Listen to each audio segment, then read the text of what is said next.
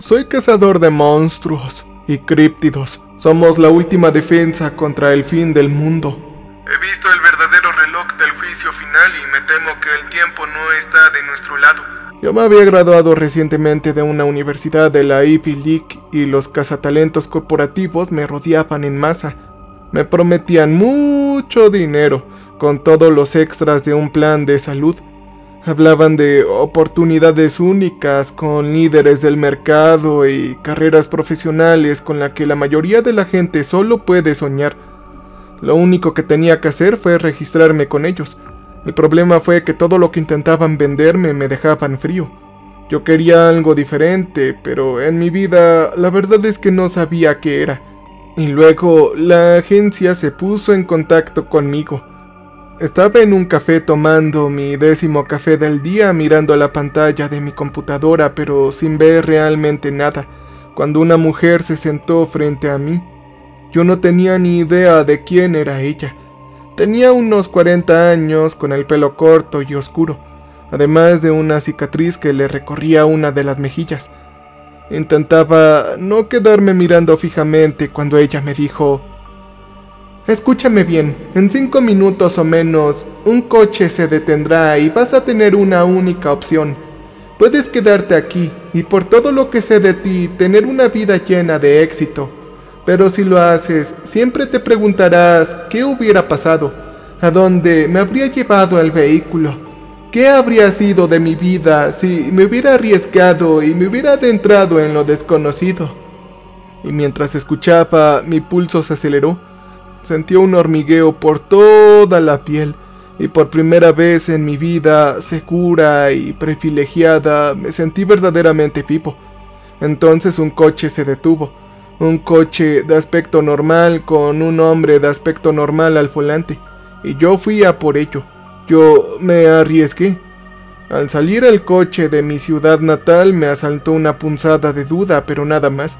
Mis padres estaban separados y distantes de mí en todos los sentidos, y me di cuenta de que no tenía amigos a los que echar de menos. Tenía 20 y tantos años, era libre y había hecho algo completamente loco. Me costó contenerme y gritar de alegría. En cambio, puse cara de póker y vi cómo el mundo pasaba. El conductor encendió la radio. Era una emisora de música country. No era mi estilo, pero no me opuse. Había un calor sofocante allá afuera y parecía que iba a más a medida que los edificios se dispersaban y nos adentrábamos en un terreno abierto. Pronto vi árboles marchitos, algún que otro restaurante ruinoso y los esqueletos de camiones destartalados era lo único que nos separaba del horizonte. El aire acondicionado del coche estaba encendido y su suave traqueteo acompañaba la música. De vez en cuando la señal se cortaba al entrar en una zona de señal. Luego la música volvía a sonar y los pájaros seguían solos y tristes. Cuando después de un par de horas más el coche se detuvo en lo que parecía ser una gasolinera abandonada, supe que era porque el conductor quería tomar un descanso para relajarse. El baño de la estación era lúgubre, pero tal vez para el conductor era mejor que ir en medio de la nada. Yo apagué el motor, el aire acondicionado vibró por última vez y una guitarra slide se cortó en su mejor momento. Entonces el suelo bajo nosotros cedió y comenzamos a descender. Yo grité suavemente entre dientes. Estábamos en el hueco de un ascensor enorme y después de unos 30 segundos llegamos al final de la fila. Las puertas se abrieron frente a nosotros y el conductor me indicó que me bajara. Fue lo primero que me dijo. Así que salí a un espacio abierto y me recibió una agradable ráfaga de aire fresco. El espacio parecía haber sido excavado en la roca para crear una cámara subterránea. Había otra mujer ahí de pie. No tenía cicatrices visibles, pero sí un portapapeles. Era muy retro, pensé mientras lo sostenía frente a mí con una mano y me ofrecía un bolígrafo con la otra. Había una sola hoja de papel pegada al tablero con un texto muy compacto escrito en una fuente pequeña. «¿Qué es lo que dice?», pregunté. que a partir de ahora todo lo que te ocurra deberás mantenerlo en secreto, respondió ella. Yo firmé en la línea apuntada y pregunté, ¿ahora qué sigue? ¿Hay un examen médico? Así podrán comprobar que estoy en plena forma física. Pero ella negó con la cabeza. No nos hace falta. Tu historial médico personal fue revisado y evaluado antes de contactarte. Además, has estado bajo observación constante durante el último mes. Sabemos todo lo que necesitamos saber sobre ti. Mi cara de sorprendido vaciló, pero se mantuvo firme. Ahora te mostraré el centro de entrenamiento, ella dijo. Las siguientes 8 semanas fueron dolorosas. Durante 16 horas diarias me sometían a un programa intensivo de fitness. Las pesas, sentadillas y contorsiones que desconocía por completo se confundían en una sola. Y mis músculos me gritaban que me detuviera, pero no lo hacía. Para aliviarme un poco me sumergieron en baños de hielo y me dieron una paliza en una camilla de masaje. Me dieron una sustancia viscosa sin sabor y me desmayé en lugar de dormirme. Tampoco tenía celular, acceso a internet ni contacto con el mundo exterior. Fue duro e hice todo lo posible para aprovecharlo. Luego, tras 2 meses bajo tierra, empecé a aprender diferentes métodos de combate. Una combinación vertiginosa de sofisticadas artes marciales impartidas por hombres y mujeres ágiles y de aspecto rudo. Excepto por un instructor que parecía haber pasado la última década en buffets de todo lo que pueda comer. Él me enseñó a pelear sin reglas y sin movimientos demasiado sucios. Y yo empecé a simpatizar con él. Nunca supe su nombre ni nada personal sobre él. Todo lo que me pusieron a prueba eran puramente profesionales. Así era esta agencia del gobierno. Escuché que mi instructor la llamaba así unos días después de comenzar mi entrenamiento. Y nunca más lo escuché llamar de otra manera a medida que avanzaba mi entrenamiento. Para mí eso estaba bien. Supuse que en un futuro próximo todo esto se aclararía y no me decepcionó. Me había bañado en el minúsculo baño adjunto a mi dormitorio y me dirigí al centro de entrenamiento. La mujer que me recibió el primer día ya me estaba esperando. Has terminado tu entrenamiento básico y hoy vamos a explicarte lo que harás por nosotros, ella dijo. Y eso fue todo. Ella se dedicaba por completo al negocio. La seguí por un pasillo por el que nunca había pasado. Al igual que mis dormitorios y el centro de entrenamiento parecía excavado en la roca que nos rodeaba. Aparte de las luces instaladas en el techo, no había ningún otro adorno. Caminamos durante 20 minutos hasta que el pasillo se abrió a una amplia zona. Una vez más, mi cara de sorprendido fue puesta a prueba. Mirara por donde mirara, el equipo estaba apilado del suelo al techo. Habían monitores, teclados, discos duros y luces parpadeantes. Cables y montones de papel impreso zumbando, amontonándose. Personas con batas blancas se movían de un lado a otro mirando las pantallas y pulsando los botones. Algunos estaban absortos en conversaciones, otros parecían perdidos en sus pensamientos. La frase que me vino a la mente fue la nerd central. Parecía como si alguien hubiera arrojado el contenido de 100 tiendas de informática de oferta a un gran agujero en el suelo. Hubiera añadido docenas de científicos de reparto central y hubiera mezclado todo. Fue impresionante, pero también caótico. Una impresión que se vio reforzada al ver un carrito de golf avanzando lentamente hacia nosotros. Su conductor tenía una mata de pelo blanco y vestía un chaleco a cuadros de colores brillantes debajo de su bata. Se detuvo justo antes de que yo estuviera a punto de mover los dedos de los pies y se rió entre dientes. «Bienvenido a la acción, hijo», dijo saliendo del coche y me estrechó la mano. «Este es el centro de recopilación y procesamiento de información. Su construcción ha llevado décadas y aunque aún estamos afinando un par de cosas, diríamos que hemos creado una octava maravilla del mundo por aquí», dijo. Sus ojos comenzaron a ponerse vidriosos, pero luego se volvieron a enfocar. Recopilamos información sobre tendencias económicas, políticas, sociales y meteorológicas y mucho más, como tasas de natalidad y mortalidad, emisiones de CO2 y cambios en los patrones migratorios de aves, niveles de deuda, sequías e inundaciones, y patrones de consumo de televisión son solo algunos de los datos que manejamos. Nuestro ámbito de competencias es tan amplio como el mundo actual, fragmentado en innumerables influencias contradictorias.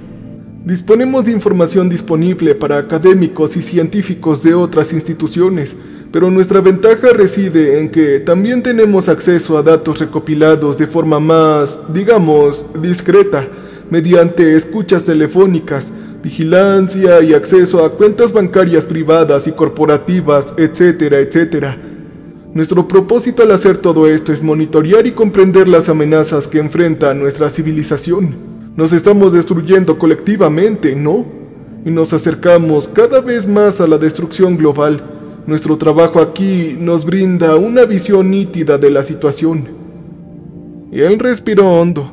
A pesar de todo su pesimismo, tuve la sensación de que disfrutaba bastante dando su pequeño discurso. Aunque esto no fue todo nuevo para mí. Oiga, creo haber escuchado hablar de esto. Se llama el reloj del juicio final, ¿cierto? Dije. El hombre de cabello blanco no pareció impresionado y me arrepentí inmediatamente de haber abierto la boca. Vas por el camino equivocado, hijo. El reloj del juicio final del que hablas es un ejercicio limitado de relaciones públicas. Es una introspección y nunca logrará nada. Aquí a tu alrededor ves el verdadero reloj del juicio final, el mecanismo por el cual se nos revela la verdad, y no publicamos comunicados de prensa al respecto. Tomamos medidas para contrarrestar las amenazas, y cada vez que lo hacemos podemos retrasar el reloj. Alejamos a la humanidad un poco más de la catástrofe total. En resumen, estamos salvando al mundo momento a momento. Eso me conmovió profundamente, ya de pura emoción. Ahora, es hora de que descubras qué lugar ocupas en esto, así que sígueme y todo quedará claro. Diciendo esto, volvió a subirse a su carrito de golf, encendió el coche y se alejó zumbando lentamente. Yo miré a la mujer, pero en algún momento ella se había ido, así que comencé a perseguir el carrito de golf por mi cuenta. Lo alcancé mientras el hombre estaba estacionado frente a una pantalla gigante. Mostraba imágenes del interior de un centro comercial. Yo reconocí varios locales conocidos, pero no pude ubicar dónde estaba. Podría haber estado en cualquier ciudad del país. No había nadie a la vista, así que pensé que donde quiera que estuviera era fuera del horario laboral. El hombre miraba fijamente la pantalla y no apartó la mirada mientras hablaba. Aquí es donde tú entrarás. Verás que no son solo las amenazas creadas por el hombre o las del mundo natural las que nos acercan a la aniquilación. También existe la amenaza del mundo sobrenatural, de los monstruos que acechan esta tierra. Su presencia causa peligro e inestabilidad, y cuantas más criaturas horribles anden sueltas, mayor es el peligro que correremos de entrar en un apocalipsis por fin. Por lo tanto, es de vital importancia que los monstruos, donde quiera que se encuentren, sean eliminados para que el reloj pueda retroceder. Y vaya que sí hay monstruos por todas partes. Su voz apagó cuando un hombre apareció en una esquina de la pantalla. Se movía con paso vacilante, arrastrando los pies hacia adelante. Tenía los hombros encorvados, los brazos le colgaban a los costados y tenía la boca abierta. Había un altavoz que recorría la base de la pantalla, pero las imágenes no tenían volumen, así que no pude escuchar lo que decía. A medida que se acercaba a la cámara y su rostro quedaba totalmente enfocado, me olvidé de que la escena estaba en silencio.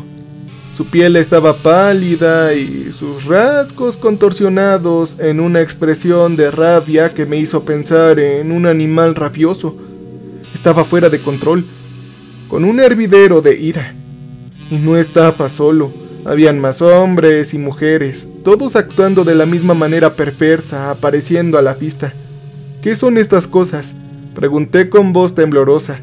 y sin apartar la vista de la pantalla, el hombre respondió: «Son zombies, una amenaza que se multiplica rápida y exponencialmente siempre y cuando encuentren a alguien a quien morder e infectar. Por suerte, el centro comercial está vacío, pero no se les puede permitir que se vayan». De repente la vista cambió. Debió de ser otra cámara. Estábamos viendo a uno de los zombies de frente y en primer plano. Un punto rojo apareció en su frente y luego, rápido como un rayo, cayó hacia atrás agitando los brazos. Otro hombre apareció arrastrando los pies y una vez más un punto de luz roja cayó sobre su frente, con la misma rapidez cayendo. Era un francotirador, lo sabía muy bien. Alguien los estaba sacando. La vista volvió a una perspectiva más amplia y uno por uno fueron eliminados. Yo me quedé ahí conmocionado por lo que acababa de presenciar, cuando una voz distorsionada salió del altavoz. «Los objetivos han sido eliminados. Ya pueden retrasar el reloj». El hombre asintió y se movió hacia una consola a un lado de la pantalla. Luego se puso a tocar las teclas. Parecía que se había olvidado de mí después de esto. Así que regresé por mis propios medios al centro de información, donde me presentaron un nuevo programa en el que sumergirme. Estudié manuales sobre mitos y leyendas y los volúmenes que los acompañaban, explicando que era cierto y que era una invención. Estudié grimorios y códices cuyas antiguas páginas de pergamino estaban encuadernadas en gruesos volúmenes de cuero, marcados con símbolos extraños. Vi grabaciones de testigos aterrorizados, algunos con camisa de fuerza, mientras que otros vestían uniformes militares. Pasó otro mes así hasta que estuve completamente familiarizado con los monstruos a los que podría enfrentarme una vez más en el campo.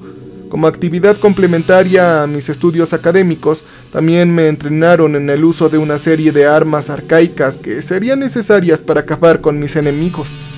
Y finalmente, mi entrenamiento se completó y me encontré subiendo el ascensor para encontrarme con un automóvil de aspecto perfectamente normal estacionado junto a una gasolinera abandonada.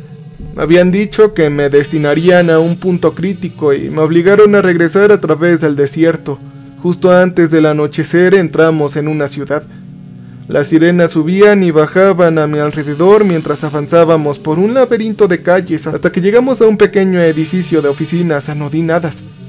Un hombre ya me estaba esperando en la acera. Era al menos una década mayor que yo y le faltaba la parte superior de la oreja izquierda. Vestía un traje barato de rayas diplomáticas y unos tenis deportivos. Olía como si se hubiera bañado en desodorante. «Soy tu compañero, amigo», dijo, y tenía un acento sureño y las palabras le salieron lentas y fáciles. El zumbido de su teléfono en el bolsillo añadía urgencia a las cosas. Revisó la pantalla y luego me vio. «Es hora de tu primera misión», dijo. Yo sonreí y no podía evitarlo. Para eso me había entrenado. Mi pulso se aceleraba por la anticipación mientras minutos después nos dirigíamos en su auto hacia el callejón. Nuestro objetivo había sido detectado al entrar al callejón por una de las miles de cámaras que vigilaban la ciudad. Esto activó una alerta, y ya estábamos llegando al lugar de los hechos. Era una noche abrasadora. Ya me estaba secando el sudor de los ojos cuando bajé del auto y entré en el callejón junto con mi pareja. Había basura por todas partes. Los cristales se agrietaban bajo nuestros pies y nubes de moscas estaban reunidas sobre el basurero en descomposición. Nos estaban rozando la piel al pasar entre ellas. A nuestra izquierda había un cuerpo, un hombre vestido con harapos, tendido boca abajo. Mi compañero me dijo que lo cubriera, luego se acercó y giró el cuerpo boca arriba. A pesar del calor, sentí un escalofrío. La parte frontal del cadáver estaba cubierta de mordeduras y tenía los ojos abiertos. Yo pude ver el horror en ellos.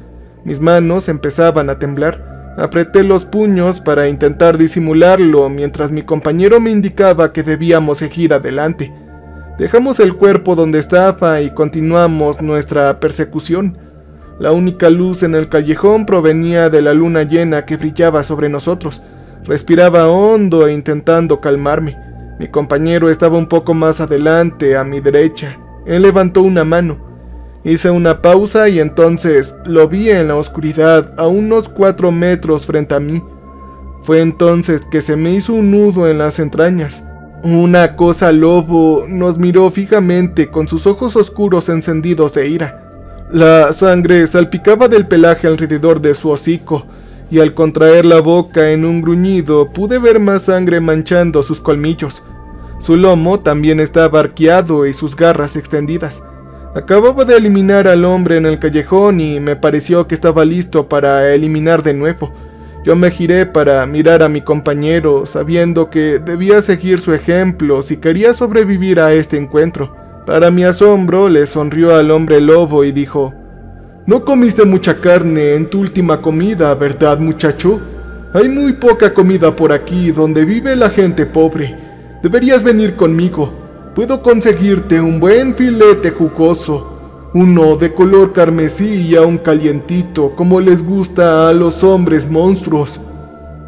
Mientras hablaba, metió la mano en su chaqueta donde llevaba plata que podría acabar con el lobo y la maldición, y con un movimiento rápido y suave disparó.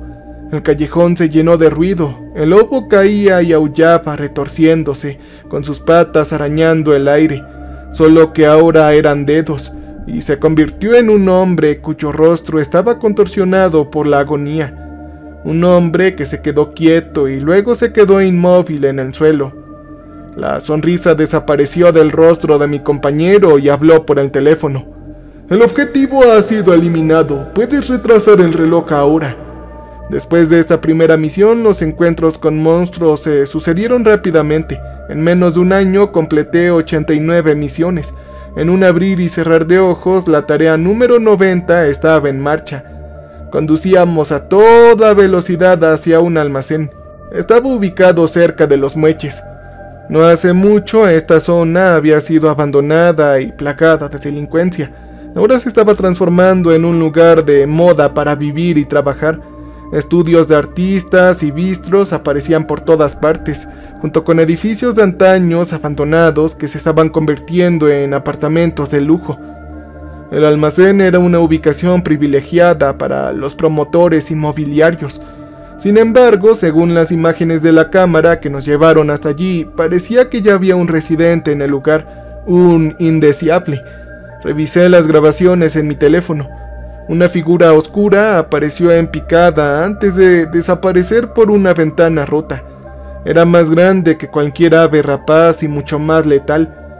Estacionamos junto a un cartel que decía «Local vigilado las 24 horas», y a los pocos minutos apareció otro vehículo. Su pintura me recordaba la de una patrulla y los hombres que descendieron probablemente eran ex policías. Ahora les colgaban las tripas por encima de su cinturón y el sudor les brillaba en el rostro flácido. Mi compañero sonrió con su mejor sonrisa y me mostró su identificación. Era falsa. Decía que éramos de control de plagas del ayuntamiento. «Tienen una plaga por aquí, chicos, pero esto no es asunto suyo. Cuidar bichos es nuestra especialidad», dijo arrastrando las palabras. Los agentes de seguridad ni siquiera se molestaron en comprobar la identificación con atención. Estaban contentos claramente de poder volver a su vehículo y marcharse sin tener que hacer nada más. Dejados solos fuera del almacén, tomamos el equipo que necesitaríamos del maletero del auto y nos dirigimos al interior. Ya amanecía, pero la luz aún no había penetrado el almacén.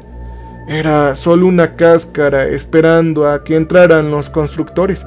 Nuestro objetivo estaba acurrucado en un rincón dormitado.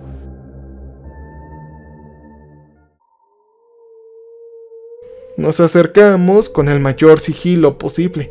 La ballesta que llevaba podía disparar una estaca de madera a gran velocidad, pero la precisión a distancia no era lo mejor.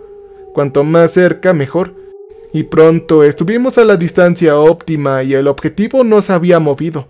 Tenía las alas plegadas sobre la cabeza y el torso. Solo se veía la piel pálida de las piernas y los pies. Esto era un problema.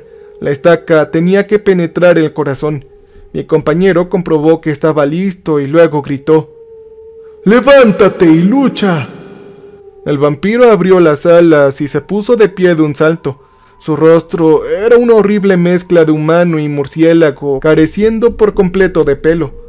Era un sollozo feo, y ahora su boca se curvaba en un gruñido, revelando dientes afilados y de aspecto feroz. Solté el gatillo y apunté con precisión antes de que pudiera respirar. El vampiro había comenzado a desintegrarse en polvo. ¡Oh, trabajo hecho!, pensé hasta que algo golpeó a mi compañero y lo hizo estrellarse contra la pared. Saqué una nueva estaca mientras él rodaba por el suelo, tratando desesperadamente de defenderse del vampiro que había salido de la nada y lo había atacado. No lo habíamos visto cuando entramos y asumimos que solo había un objetivo. Fue un tonto error, y posiblemente el último que mi pareja cometería. Yo levanté mi ballesta, estaba enredado con el vampiro cuyos colmillos estaban a centímetros de su cuello, lo que significaba que no tenía un tiro limpio y corría el riesgo de herirlo fatalmente. Afortunadamente se presentó una oportunidad cuando se encontraron frente a una de las ventanas rotas. Me abalancé sobre ambos. Mi impulso nos impulsó a los tres a través de la ventana y aterrizamos con una sacudida en el suelo. El vampiro se elevó hasta su máxima altura, con sus alas extendidas, y luego gritó listo para acabar con nosotros. Pero su sed de sangre había nublado sus pensamientos, y observamos cómo la luz del sol de la mañana iluminaba su piel y cómo el humo comenzaba a elevarse. El vampiro volvió a gritar, pero esta vez de shock y dolor, ya que estaba ardiendo. El hedor de su carne, al ser consumida por la luz del día, era nauseabunda, y ambos nos tapamos la boca y la nariz cuando el vampiro se desplomó de rodillas y luego cayó al suelo. Pronto no quedó nada más que cenizas. Yo tragué bilis y llamé. Se había ganado otra batalla, pero la guerra continuaba implacablemente. Al cabo de unos meses ya me estaba acercando a mi encargo número 200. Para entonces me sentía como todo un veterano. Tenía unas cicatrices impresionantes y a veces me despertaba gritando por la noche, pero ya vivía en un ático, así que no era un gran problema para los vecinos. La última alerta nos había llevado a una estación de metro. Los pasajeros que nos rodeaban no nos prestaron atención a mi compañero ni a mí mientras bajábamos las escaleras del metro. El objetivo había sido captado por una cámara al borde de una zona pública. Avanzaba por las vías, rumbo a una zona antigua del metro. Localizamos una puerta de servicio, forzamos la cerradura y avanzamos por un pasillo de acceso, antes de salir a un andén en desuso. Estaba silencioso y oscuro hasta que un tren pasó traqueteando por una vía cercana que aún estaba activa. Las luces del tren pasaban a través de una valla de malla de acero que separaba a la antigua línea de la nueva e iluminaban la plataforma en la que nos encontrábamos. Los grafitis estaban descoloridos, los torniquetes estaban oxidados a pocos metros de mí y habían páginas de un periódico viejo en la vía, cuando algo se movió. ¡Ahí!, susurré y señalé las vías en desuso donde ingresaban a un túnel. Mi compañero saltó del andén a las vías. Ya no había corriente, así que era seguro. En lo que respecta a no ser electrocutado o atropellado por un tren, pero nos esperaban destinos peligrosos más adelante. Caminamos en fila india, con mi compañero a la cabeza. Iluminábamos las vías con la linterna de su teléfono. De lo contrario, habríamos estado a ciegas. No nos preocupaba que esto nos hiciera perder el elemento sorpresa. El objeto que perseguíamos percibía el mundo a través de vibraciones, y seguramente ya sabía que veníamos. Llevábamos un par de minutos caminando cuando mi compañero se detuvo y murmuró: «Es una reunión familiar». Yo miré por encima de su hombro.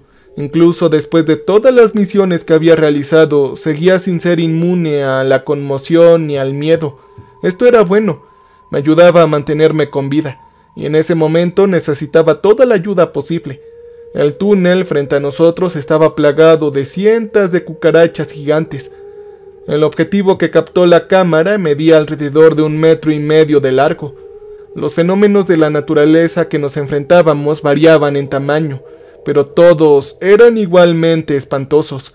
La agencia creían que era un resultado de la toxicidad que fluía por las alcantarillas y cunetas y todo con la lluvia, además de sustancias químicas que habrían dañado a algunas criaturas, pero no a la buena cucaracha de la ciudad. Se había llenado de porquería. Mi compañero escupió en el suelo a sus pies y murmuró: «Odio los insectos, como no tienes idea». Luego se dio la vuelta y salió corriendo. No habíamos previsto tantas cucarachas mutantes y un ataque frontal por parte de solo 2 estaba fuera de cuestión. Así que estaba de acuerdo, mientras corría para alcanzar a mi compañero que tenía un nuevo plan. Al mirar por la marea de cucarachas que nos perseguía, tenía muchas esperanzas de que así fuera. Hablaba por el teléfono gritando que quería cooperación, no preguntas, y debido a nuestra naturaleza cubierta, la agencia no podía imponerse a otros organismos oficiales, pero nuestros numerosos alias podían ser utilizados. Quienquiera que dijera ser mi socio, claramente estaba poniendo en acción a algunos burócratas. Al llegar a la parada abandonada, no volvió a subir el andén, sino que siguió corriendo. Él se dirigía, me di cuenta alarmado, directo al punto donde las vías volvían a estar activas. Los 660 voltios de electricidad que fluyen por la tercera vía a la central freirían a unos cuantos bichos, pero también nos eliminaría a ambos al instante. Sin embargo, mi compañero no daba señales de bajar el ritmo. Yo miré hacia atrás y las cucarachas tampoco. Se arrastraban unas sobre otras y trepaban por los lados y hasta el techo del túnel. Si nos alcanzaban, quedaríamos completamente cubiertos de bichos. Ellos nos aplastarían y asfixiarían. Así que yo corrí más rápido. Finalmente alcancé a mi compañero. Señaló hacia adelante, hacia un tren parado y dijo entre jadeos: «Ordené que trajeran un tren vacío aquí pronto y que cortaran la electricidad el tiempo suficiente para que pudiéramos subir. El conductor se ha escapado, pero nos ha dejado una puerta abierta, así que hay que ir rápido». Yo no lo dudé. Las primeras cucarachas estaban a centímetros de mis pies. Corrimos hacia el tren, subimos a bordo y recorrimos todo el tren. Las cucarachas nos siguieron y pronto llegaron ahí, con una oleada imparable de bichos grotescos. Llegamos a la cabina del conductor en el otro extremo del tren y con los 2 dentro, mi compañero cerró la puerta de golpe. «Eso los mantendrá lo suficientemente ocupados. Ahora, ¿cómo se conduce uno de estos trenes?», dijo. Yo respondí presionando frenéticamente los botones hasta que logré poner en marcha el tren y empezamos a movernos, llevando con nosotros a nuestros pasajeros mutantes. El tren avanzó traqueteando, pasando por plataformas repletas de viajeros que estaban demasiado ocupados, mirando sus teléfonos para notar que estaba lleno de cucarachas gigantes. Luego seguimos la curva de la vía hasta una vía muerta donde otros trenes vacíos esperaban mantenimiento y limpieza.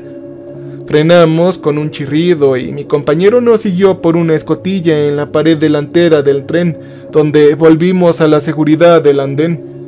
Una escalera estaba frente a nosotros y nos llevó de regreso a la superficie. «Muy bien, ¿y ahora qué?», grité.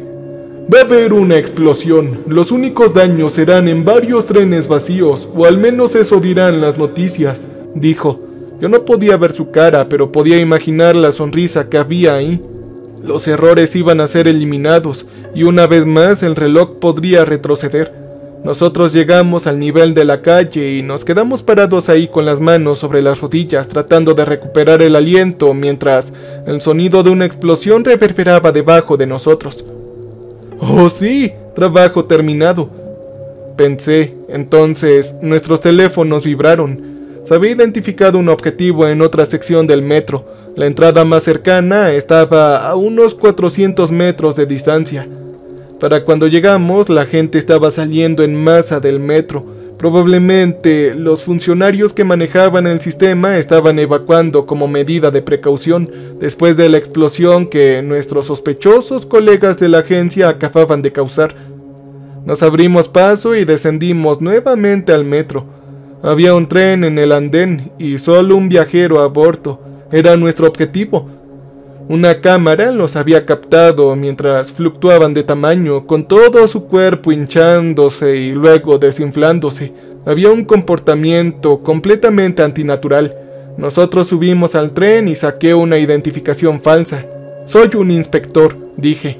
El pasajero me miró y estaba furioso y su expresión lo dejaba claro.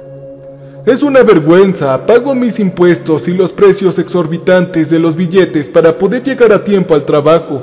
¿Pero llego a tiempo alguna vez? Oh no, por culpa de este servicio pésimo, incompetente y corrupto, yo tengo que pagar las consecuencias», dijo con la voz temblorosa de ira.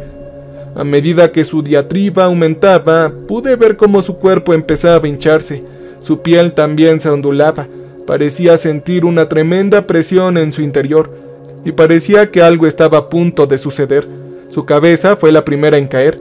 Se abrió en una línea que comenzaba en su barbilla y subía hasta su cuero cabelludo, para revelar al monstruo que aguardaba en su interior. Estaba cubierto de escamas parecidas a las de un reptil y al liberarse de la cubierta de piel humana se elevó sobre mi compañero y sobre mí. Su boca estaba erizada de dientes obscenamente afilados de los que goteaba baba y estaba rugiendo. Mi compañero maldijo: «Primero bichos, ahora un cambiaformas. ¿Cuántos espejos rompiste con tu cara fea esta mañana?», dijo. Él realmente estaba sonriendo mientras me miraba y decía esto.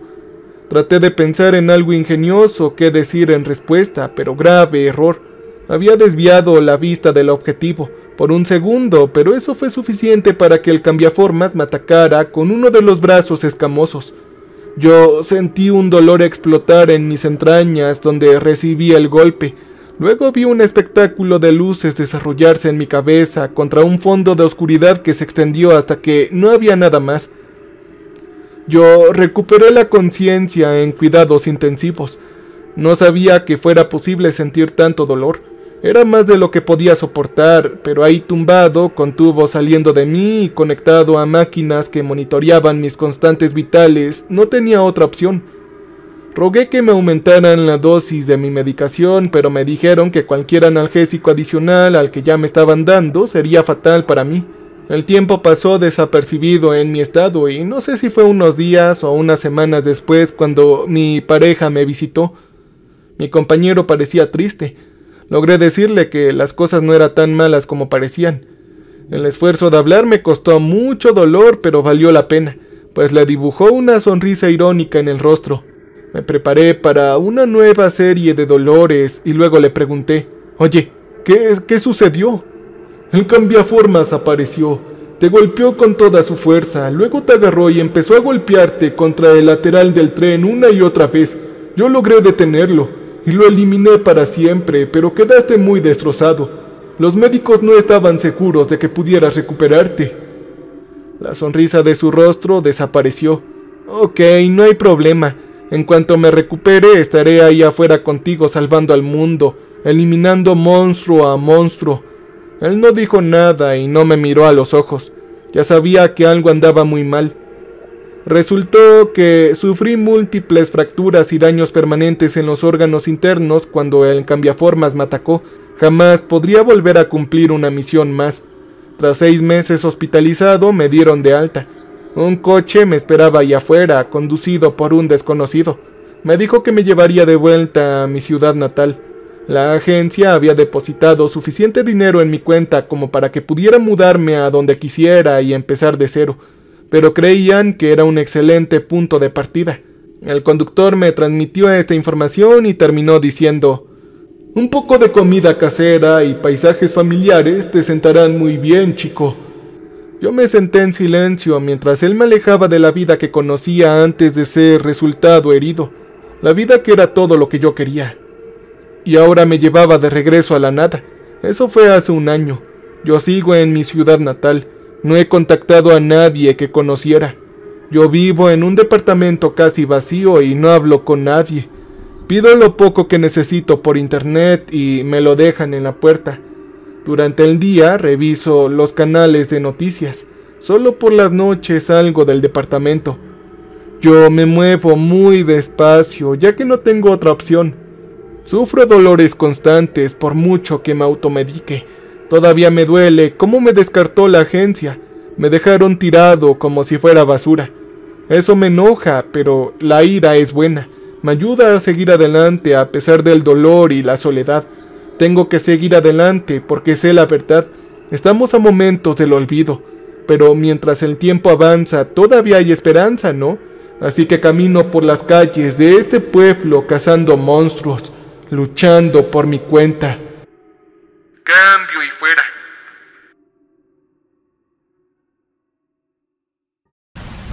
Welcome, stranger. We have not met before. We are repulsive. So glad you came to visit us. So glad. We make music for people who want to feel alive. You can use our music for your creative content. You can use our music.